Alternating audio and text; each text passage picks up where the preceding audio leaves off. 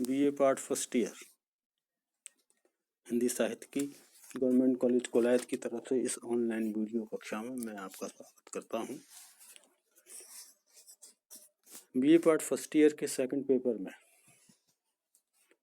उपन्यास और कहानी को लेकर के आपका द्वितीय प्रश्न पत्र तैयार किया गया है सिलेबस के अंतर्गत। इसमें एक उपन्यास है धूल पौधों पर और करीब 17 इसमें कहानियां हैं। इसके अलावा उपन्यास और कहानी को लेकर के इसके स्वरूप, तत्व, विकास पर भी एक अलग से इकाई विभाजित की गई है। तो पिछले वीडियो में मैंने प्रेमचंद की कहानी मंत्र और जयशंकर प्रसाद की कहानी मधुआ पर मैंने अपने विचार रखे थे। आपको मैंने बताया था इन दोनों कहानियों के संदर्भ में इसकी समीक्षा आपके समक्ष रखी थी। आज मैं थोड़ा सा उपन्यास को लेकर के इस वीडियो कक्षा में आपको बताना चाहूँगा। आपके सिलेबस के अंतर्गत एक उपन्यास है धूल पौधों पर, ये शीर्षक है उपन्यास का और लिखा गया है श्री गोविंद जी मिश्र के द्वारा। तो आज की इस ऑनलाइन वीडियो कक्षा में मैं इस उपन्यास का थोड़ा परिचय दूंगा और इसकी पात्र योजना पर थोड़ा बात करूंगा कि इसके कौन कौन पात्र हैं। साथ ही इस वीडियो कक्षा में मैं लेखक का साहित्यिक परिचय भी थोड़ा सा देना चाहूँगा, जिससे कि आपकी मानसिकता के अंदर इस उपन्यासकार और उपन्यास को लेकर के जो प्राथमिक सूचना से जानकारी जो प्राप्त होनी चाहिए वो उससे आप परिपूर्ण हो जाएंगे। पहले मैं लेखक का परिचय देता हूँ। देखिए, गोविंद जी जो मिश्र हैं ये हिंदी के जाने माने कवि और उत्तर प्रदेश के रहने वाले हैं। जिला है बांदा। 1 अगस्त 1939 को इनका जन्म हुआ था। इनका बचपन गांव के ही प्राकृतिक वातावरण में व्यतीत हुआ था। शिक्षा और व्यवसाय की अगर बात करें तो इन्होंने 8वीं तक की शिक्षा गंगा सिंह हाई स्कूल चार बारी में हुई और 9 से और 12वीं तक की शिक्षा इनकी बांदा के ही डीएवी स्कूल और राजकीय इंटर कॉलेज से प्राप्त की। शुरू से ही पढ़ने में होशियार, फर्स्ट डिवीजन से पास होने वाले। ग्रेजुएशन की डिग्री के लिए आप इलाहाबाद विश्वविद्यालय गए थे, जहां आपने संस्कृत साहित्य, मध्यकालीन इतिहास और अंग्रेजी साहित्य विषयों में उपाधि प्राप्त की। 1957 में आपने हिंदी साहित्य सम्मेलन प्रयाग से विशारद परीक्षा पास की और 59 में आपने इलाहाबाद विश्वविद्यालय से अंग्रेजी साहित्य में एमए किया था। बाद में ये डिग्रियां लेने के उपरांत सेंट एंड्रू कॉलेज गोरखपुर में आप प्राध्यापक नियुक्त हुए। 1 वर्ष तक वहां पर आपने अध्यापन कार्य किया और इसके बाद वो भारतीय प्रशासनिक सेवा की भी तैयारी करते रहे और 1960 में अपने प्रथम प्रयास में ही भारतीय प्रशासनिक सेवा में चुन ली गई। इस सेवा के अंतर्गत आपने पूरी निष्ठा, ईमानदारी और कुशलता का परिचय देते हुए सर्वोच्च पदों पर केंद्रीय प्रत्यक्ष कर बोर्ड के पद तक पहुंचे और केंद्रीय अन्वेषण ब्यूरो जो सीबीआई है उसके भी डायरेक्टर के पद पर आप सुशोभित हुए और 1997 में आप सेवानिवृत्त हुए। अगर लेखन कार्य और कृतित्व की बात करें तो 63 से ही साहित्य सर्जन के क्षेत्र में संलग्न है। आपके अब तक कुल 10 उपन्यास और 12 कहानी संग्रह प्रकाशित हो चुके हैं। इसके अलावा यात्रा वृत्तांत है, बाल साहित्य है, साहित्यिक निबंध है, कविता संग्रह भी इनके प्रकाशित हुए हैं। अनेक विश्वविद्यालयों में उनकी रचनाओं पर शोध हुआ है और कई रचनाएं इनके विश्वविद्यालयों के पाठ्यक्रमों में भी सम्मिलित है। और इस गंगा सिंह विश्वविद्यालय के बीए पार्ट फर्स्ट ईयर में भी एक उपन्यास इनका संकलित हुआ है, उपन्यास पाठ्यक्रम में शामिल किया गया है, जो आपके फर्स्ट सेकंड पेपर में धूल पौधों पर नाम से उपन्यास है। प्रकाशित रचनाओं की बात करें तो उपन्यास वह अपना चेहरा, उतरती हुई धूप, लाल पीली जमीन, हुजूर दरबार, तुम्हारी रोशनी में, धीरे समीरे, 5 आंगनों वाला घर, फूल इमारतें और बंदर, कोहरे में कैद रंग और धूल पौधों पर, ये आपके सिलेबस में जो है। कहानी संग्रह के रूप में इन्होंने नए पुराने माँ बाप, अंतपुर, धांसू, रगड़ खाती आत्महत्याएं, मेरी प्रिय कहानियां, अपाहिज, खुद के खिलाफ, खाक इतिहास, कई 60 कहानी संग्रह इन्होंने लिखे। यात्रा वृतांत भी इन्होंने लिखे, साहित्यिक निबंध भी लिखे हैं इन्होंने। और पुरस्कार और सम्मान से तो ये पूरी तरीके से बहुत ज़्यादा प्रतिष्ठित हुए हैं। इन्होंने उपन्यास लिखा लाल पीली जमीन, उसको ऑथर्स गिल्ड ऑफ इंडिया द्वारा हुजूर दरबार को उत्तर प्रदेश हिंदी संस्थान के प्रेमचंद पुरस्कार द्वारा सुशोभित किया। एक उपन्यास लिखा इन्होंने धीर समीरे, उनको भारतीय भाषा परिषद कोलकाता द्वारा सम्मानित किया गया। उपन्यास कोहरे में कैद रंग को साहित्य अकादमी ने पुरस्कृत किया। और 5 आंगनों वाले घर को तो व्यास सम्मान द्वारा सम्मानित किया गया। इन्होंने भारत सरकार के सांस्कृतिक आदान प्रदान कार्यक्रम के अंतर्गत जर्मनी, चेकोस्लोवाकिया, हंगरी की भी यात्रा की और हाइडेलबर्ग विश्वविद्यालय को तो ये संबोधित भी कर चुके हैं। और कैम्ब्रिज विश्वविद्यालय में उन्होंने अपनी एक कहानी का पाठ भी किया था। त्रिनिदाद और टोबैगो में इन्होंने अंतर्राष्ट्रीय हिंदी सम्मेलन के भारतीय प्रतिनिधि मंडल में शामिल भी थे। और फ्रांस और गलत नंबर जैसी कहानियां इनकी दूरदर्शन पर भी प्रस्तुत की गई थी। इनकी कहानियों को मंच पर भी मंचन किया गया। ख्यात थिएटर ग्रुप है अनामिका द्वारा कलकत्ता में, वहां पर इनकी 5 कहानियों का मंचन किया।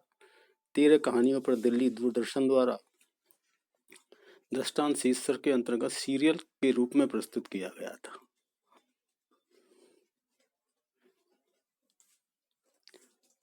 आपकी सिलेबस में धूल पौधों पर नामक जो उपन्यास है, ये मिश्र जी को 2013 का सरस्वती सम्मान मिला है इस पर।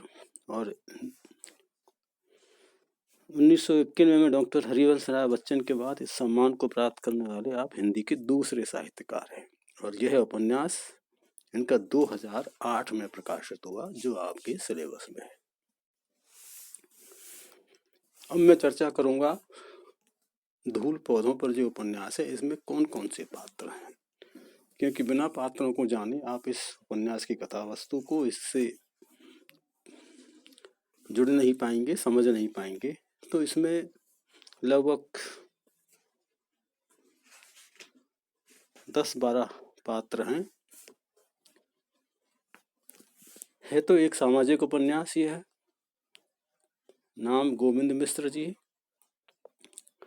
प्रेम प्रकाशन का एक ऐसा प्रतिष्ठित पात्र है जो समाज शास्त्र संबंधित एक प्रतिष्ठित संस्था के डायरेक्टर हैं उपन्यास के अंतर्गत। और उपन्यास का जो प्रारंभ है वो इस पात्र के मानसिक चिंतन से होता है, और प्रारंभ से अंत तक उपन्यास का संपूर्ण कथानक इन्हीं के इर्द गिर्द घूमता है। तो कह सकते हैं कि ये एक ऐसा पात्र है प्रेम प्रकाश जिनका व्यक्तित्व प्रभावशाली है, और इसके प्रमुख पात्र के रूप में, मुख्य पात्र के रूप में ये जाने जाते हैं, और मध्यवर्गीय प्रतिष्ठित व्यक्ति के रूप में उभर कर सामने आते हैं। दूसरे पात्र की लड़की है, जो कथा वस्तु इस लड़की की जीवन गाथा पर निर्भर है। एक पिछड़े प्रांत के एक कस्बे में मध्यवर्गीय परिवार से बिलोंग करती है, जहां औरतें अशिक्षित होती थी, लेकिन समय की नई रोशनी के प्रभाव से कम पढ़ी लिखी होना और विवाह के उपरांत उन्होंने उच्च शिक्षा प्राप्त करती है ये। और लड़की के पिता का किसी स्त्री से प्रेम हो गया था, तो उस स्त्री से लड़की और भाई का जन्म हुआ था। लड़की की शैशव अवस्था में ही जन्मदात्री माँ का देहांत होता है, और उसकी सूरत भी ध्यान में नहीं रहती है इसकी। तो पिता लड़की और उसके भाई को घर ले आए। कुछ दिनों बाद पिता का भी देहांत हो जाता है। तो बचपन में विमाता और 3 सौतेले भाइयों की क्रूरता व अत्याचार को सहन करते हुए बड़ी होती है। शादी के बाद पति और साथ की क्रूरताओं का इसको शिकार होना पड़ता है। शादी के बाद ये BA, MA, MPhil, PhD की उपाधि प्राप्त करती है, परंतु भ्रष्ट व्यवस्थाओं के कारण उसे किसी कॉलेज में लेक्चरर की नौकरी नहीं मिलती है। तो लड़की को शारीरिक संबंधों से घृणा होती है इसमें, और प्रेम प्रकाश के लिए उसके मन में अथाह प्रेम भरा होता है। तो पूरी कथा वस्तु इस लड़की की दुख भरी कहानी से है, और संपूर्ण उपन्यास में लड़की का नाम कोई निर्दिष्ट नहीं किया गया है। वह केवल मात्र एक लड़की है, और उसका, इसका, वह इत्यादि इस तरह के नामों से, सर्वनामों से संबोधित किया गया है इसमें। तो प्रेम प्रकाश प्रथम और लड़की द्वितीय पात्र के रूप में सामने आते हैं। अन्य पात्र भी है इसमें, एक सास है, एक ससुर है।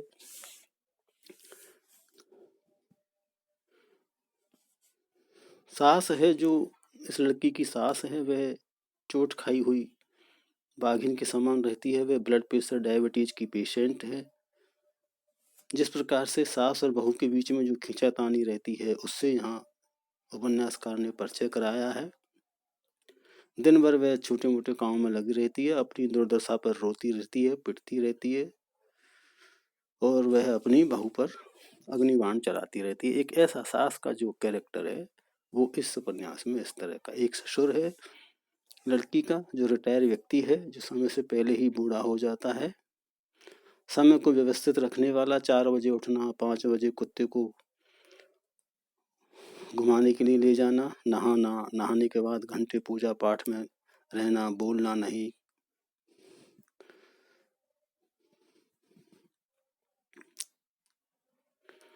एक मामूली विभाग में क्लर्क होते हैं ये, हमेशा पत्नी की नज़रों से छिपते फिरते रहने वाले। शाम के समय किचन में थोड़ा बहुत काम करना, जीवन उसके उस कुत्ते के आसपास ही गुजरता है। तो अपने को व्यस्त रखने के लिए पूजा पाठ, टीवी से प्रवचन सुनना, धार्मिक ग्रंथ पढ़ना, रसोई के कामकाज में हाथ बटाना, बाजार जाना, जो भी काम मिले उसको करते रहने वाला एक ऐसा कैरेक्टर ससुर के रूप में उभरता है। एक अन्य और है, स्वामी आनंद के नाम से युवा गुरु हैं। वो लड़की के पिता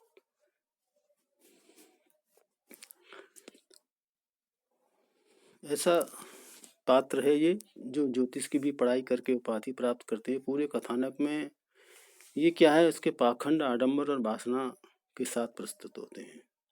विद्यार्थी जीवन में ही फिल्मी अंदाज में लड़की से विवाह, फिर दीक्षा ग्रहण की, पत्नी को भी दीक्षा दिलाई, घर में मंदिर बनवाया, लाल वस्त्र धारण कर छोटे छोटे बाल रखते हैं, पूरे माथे पर चंदन लपेट करके मोटी मोटी मालाएं, अंगूठियां, ये सब पहनते हुए दिखाई देते हैं इस उपन्यास में। और यह वासना से भरा हुआ पात्र है। इन हरकतों से इसकी पत्नी को इससे घृणा हो जाती है। इस लड़की के साथ कई प्रकार के षड्यंत्र भी रचता है ये, और जीवन को नारकीय बना देता है। बाद में निशा नाम की एक लड़की को भी अपने जाल में फंसाता है। कुल मिलाकर के एक स्वामी जो आनंद है, युवा गुरु है, वह वासना का पुतला के रूप में हमारे समक्ष आता है उपन्यास के अंतर्गत। एक है प्रोफेसर कौशिक, जो विश्वविद्यालय में समाजशास्त्र विभाग के हेड हैं।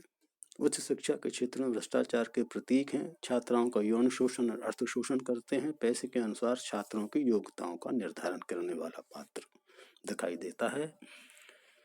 पढ़ा लिखा युवा गुरु है। लड़की के गोल्ड मेडल के स्वप्न को चूर चूर इसलिए कर दिया जाता है इसमें कि लड़की ने न तो यौन शोषण स्वीकार किया, न पैसा देने की स्थिति में वह थी।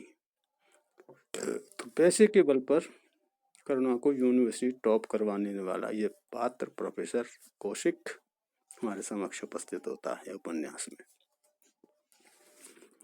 एक वकील है इसमें, हरभजन, जो वो युवा गुरु का गुरु भाई है। दोनों ने एक ही गुरु से दीक्षा लेते हैं, और मौका पाकर हरभजन से दूसरे गुरु से भी दीक्षा ले लेते हैं। पता लगने पर दोनों का ही नहीं रहते। हरभजन इसमें एक चालाक व्यक्ति के रूप में उपस्थित होते हैं।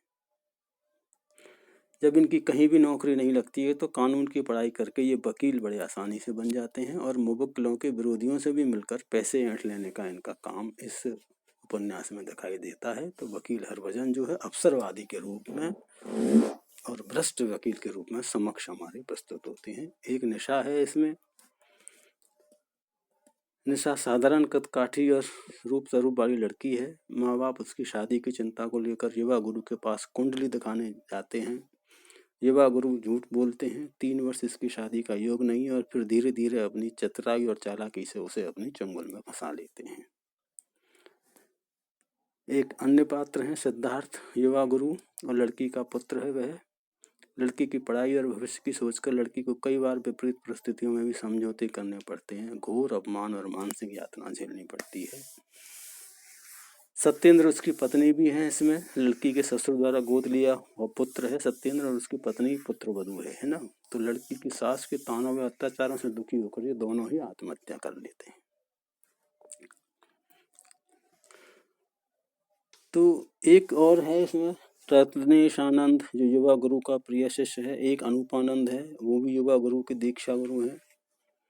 तो इसके अलावा प्रेम प्रकाश की माँ, पत्नी, पुत्र, पुत्रवधू, लड़की का भाई, लड़की, सौतेली माँ, 3 सौतेले भाई, Rita ma'am, principal ma'am, school का मालिक, राहुल सर, प्रेमिला, अनाल, एलानिया, ये सभी स्कूल के अध्यापक और अध्यापिकाएं इसके पात्र हैं।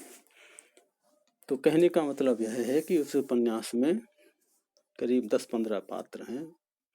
प्रेम प्रकाश लड़की है, सास है, ससुर है, युवा गुरु स्वामी आनंद है, प्रोफेसर कौशिक है, वकील हरभजन है, निशा है और सिद्धार्थ है, सत्येंद्र उसकी पत्नी, रत्नेशानंद, अनूपानंद और विभिन्न स्कूल के अध्यापक और अध्यापिका हैं। तो इस तरह ये प्रमुख पात्रों का परिचय मैंने आपको बताया। साथ ही मैंने आज की इस कक्षा में उपन्यास के जो लेखक हैं, उपन्यासकार हैं, श्री गोविंद जी मिश्र, उनके जीवन परिचय, साहित्यिक परिचय से आपको अवगत कराया है। आज की वीडियो में इतना ही बता पाऊंगा। समय की बाध्यता के कारण आगे की वीडियो में हम लोग इस उपन्यास के अंतर्गत किन समस्याओं की ओर ध्यान आकृष्ट किया है उपन्यासकार ने, उस पर हम चर्चा करेंगे। और इसके साथ ही इसमें जो मुख्य नायक नायिका कौन है, उनका क्या चरित्र है तथा इस उपन्यास का क्या मूल उद्देश्य है और तत्वों के आधार पर भी हम इस उपन्यास की समीक्षा करेंगे। ये सब कुछ हम बाकी आगे की वीडियो में देखेंगे। आज की वीडियो में इतना ही। शेष अगली वीडियो में, तब तक के लिए आपको नमस्कार।